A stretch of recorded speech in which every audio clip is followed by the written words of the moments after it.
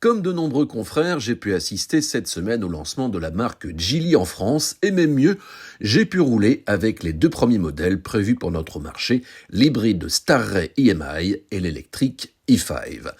À première vue, c'est encore des SUV comme en font tant d'autres constructeurs, qu'ils soient chinois ou occidentaux, et à l'intérieur, on est dans un cockpit avec grand écran, comme c'est le cas par exemple chez Xpeng.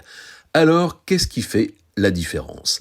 Ce n'est pas que le logo, même si celui-ci a une histoire. Le logo reproduit 6 formes géométriques, le numéro 6 portant chance en Chine pour les affaires.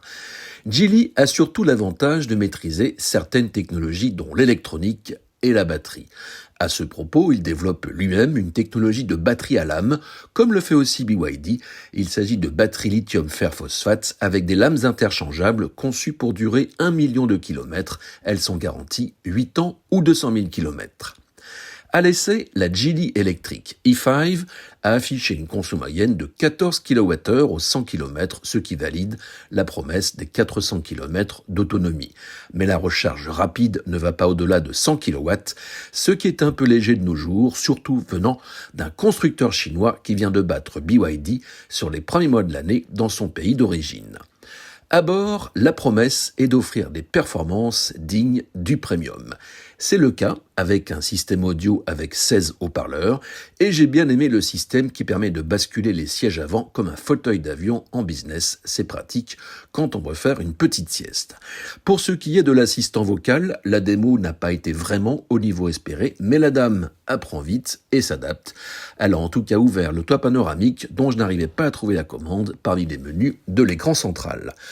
On le sait moins, mais le groupe est aussi un acteur dans le monde des satellites. Il a lancé sa propre constellation de 64 satellites pour fournir des services connectés et de géolocalisation, un équivalent de Starlink, mais qui propose déjà des services dans l'automobile, contrairement au réseau Tesla. Déjà propriétaire de Volvo, Polestar et Lotus, Geely dispose d'un beau portefeuille de marques. Il est aussi coactionnaire de Smart avec Mercedes. Cet acteur connaît bien le marché européen et il fait en sorte d'adapter les produits aux goûts locaux. J'ai appris, en discutant avec un ingénieur en poste au centre de recherche de Francfort, que les Chinois font du 9-9-6, autrement dit, ils travaillent de 9h du matin à 9h du soir, 6 jours sur 7. On a donc des raisons de se méfier et de s'inquiéter aussi.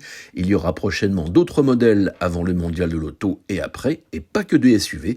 Et Geely, qui débarque en France avec 70 concessionnaires dès la première année, vise 5% de part de marché en 2030.